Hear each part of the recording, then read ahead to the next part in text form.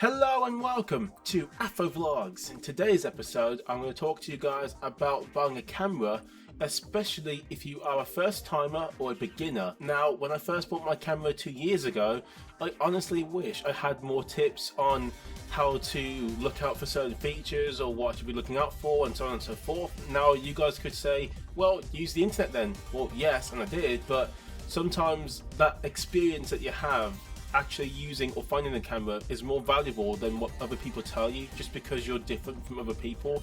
Not to mention, most people that I look into are pros, whereas I'm not a pro.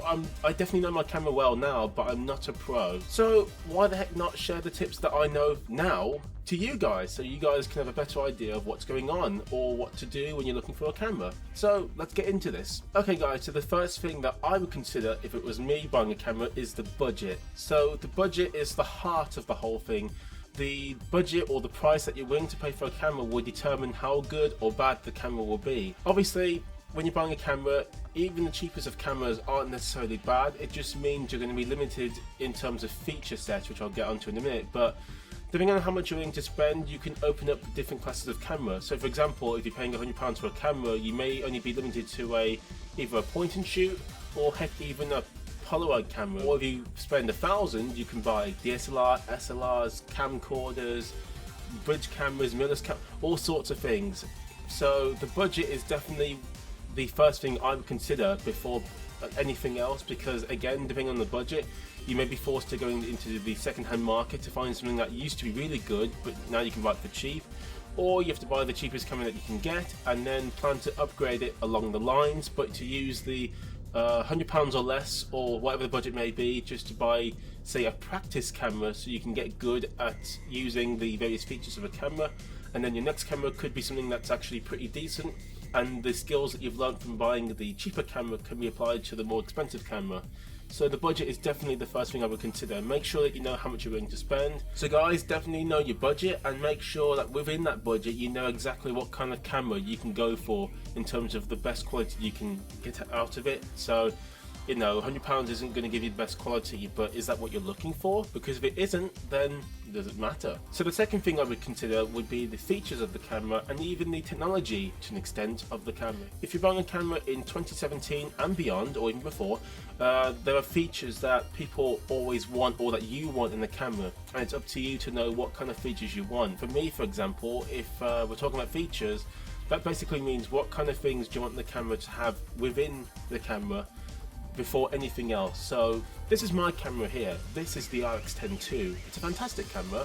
It's a bridge camera and it's made by Sony. What kind of features did I want from a camera when I was first buying a camera 2 years ago properly? So the things I wanted were 4K capture, a built-in MD filter, headphone and microphone jack, a super zoom, and the fifth one was to have some kind of color gain feature like S-Log, for example. So those are my 5 features. So as you can tell by the 5 feature sets, guys, I was more into video when it comes to shooting, not photos. Obviously for photos you want things like massive shutter speed, raw capabilities, high to low ISO ratio, interchangeable lenses, and much more. So as long as you know your feature set in a camera, this will determine what kind of camera you need. So what about the size of the camera? Do you want the camera to be pocket sized? Do you want the camera to be your average DSLR sized camera? Or do you want the camera to be a great big camcorder like this one? So guys, can you believe that this is the best camera the uni used to offer? Well, my uni anyway. This is a big camera, but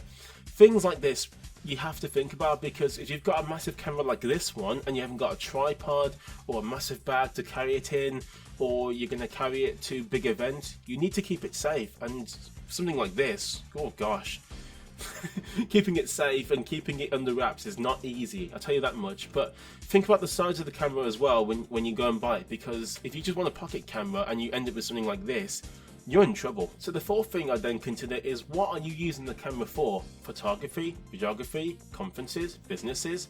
There's so many different avenues that you can use cameras for. You can't always cover yourself. So for example, going back to this camera I use it for shooting my vlogs, sometimes my films if I'm in the mood for it, and just to get wedding and videos of family, you know, so I like to capture my family. You know, I've used this for wedding photography and wedding videography before. So this camera for me is a best of, it's like an all-rounder essentially. It can do most things pretty well, and because it has a headphone and microphone jack, which is here, I can use it for professional applications. And of course, because this is a Sony camera with its hot shoe mount here, I could actually get an XLR kit and use professional microphones. So how good's that? Whereas something like this camera here, I would definitely use it for filming, broadcast use, and of course conferences, because camcorders in the UK anyway have a unlimited amount of time to record, so you're only limited by the battery and the SD card you provide, or in the case of this camera, the very weird memory slot that Sony used to offer. I'll show it to you here super quickly for you. So here, this is Sony's old format, the proprietary memory stick duo, I think it was called. There's an adapter on this model, so we can use SD cards, but it's not the greatest thing in the world. But like I say, conferences, broadcasts, filming and all sorts. Different cameras are best at different things. I mean, this camera could not take photos, so if you wanted a camcorder for photos, yeah, you're out of luck. My next question is, how often are you going to use the camera for? Now, for example, right now I'm using my GoPro Hero 4 and I use it all the time. Quite literally, I use it a lot. I use it for all my vlogs. I take it with me everywhere. It's the go-to camera when it comes to video recording because it's so small, so versatile, and its wide-angled lens just covers everything, and I love it. So what about the other two cameras? This camera I've only used once, and unfortunately, because it's a high-end video camera and because it's not mine, I will probably only use this camera once every few months at the most, and then after that it just depends on what kind of industry I get into, or if I can get one of these myself. But if I have one of these myself, because of the size, the bulk and the weight and how many things you can attach to it and how many feature sets this camera has, I would probably only use this once every few months or on a very important shoot. This camera comes into its own then because it's the best of both worlds. It can take photos, it's got a decent battery life, it's got the 4K capture, S-Log modes, it's fairly small, I can put it into a bag and just throw it with me. So this camera, the RX10 II, I don't use it as much as the GoPro Hero 4, but I use it enough that I can justify the price that I paid for it. Most importantly, it's a camera which has been, it served me, it's really made its use, and it's just something that if I didn't have this, the videos that you see on my channel, some of them anyway, just wouldn't be possible. I use this camera enough to justify the price that I used it for, but if you're only using a camera, say maybe once a year, what's the point paying thousands of pounds for it? So these are the kind of things that you have to think about when you buy camera or gear. You have to think about how often you're going to use it, and if you don't use it often, is it worth spending so much money? The last one, and this is the most critical one out of all the things I'd consider, is how the camera handles. So when you buy a camera, how does it feel in the hand? Can you access all the menus properly? Can you get all the feature sets? Can you change the menus on the fly? Has it got an LCD screen? Has it got a touch screen? Has it got a viewfinder? All these things and more will determine how well you can use that camera. I'm going back to the RX10 II once again. This has got a viewfinder, LCD screen, which can flip out like that, but it's not a touchscreen. So if I wanted to quickly adjust my focus, I have to either use the autofocus or I have to use the manual focus. I can't just simply touch on the screen where I want the subject focus to be, which is so quick and convenient. And this is where Sony, for me, lets me down a little bit there. Obviously, how to hold it, you know, is it comfortable in the hand? Can you access the viewfinder quickly? Can you access the zoom controls? Can you access the aperture controls? Can you access the white balance? Can you customize the buttons on the camera to better access some of the functions that you use a lot more often? Is the menu system up to par? Can you get there, get through the menu, find what you're looking for, and get back to shooting quickly without having to faff about? Battery mount here in the way of the tripod mount. I've seen so many cameras where this thing was so close to this that this couldn't open properly. So if you wanted to change battery on the fly in a shoot, you'd have to take the whole camera off the tripod and then remove the battery, put it back on, and then hope that the battery that you put in was good enough to last you another shoot. Whereas on this camera, put the tripod on, I can still access that. Send me the SD card now. Can you access the SD card? Can you access it easily like that? Now on this Sony, it's in backwards, so it makes it very frustrating when you want to take it out. Unlike other cameras where you just put it in that way, which you can't do on this camera. All these things and more are critical when it comes to how the camera handles. I mean, I've seen so many cameras where the record button was so ingrained into the camera that you couldn't push it properly unless you used your thumb, or you had to come out of the viewfinder to use it.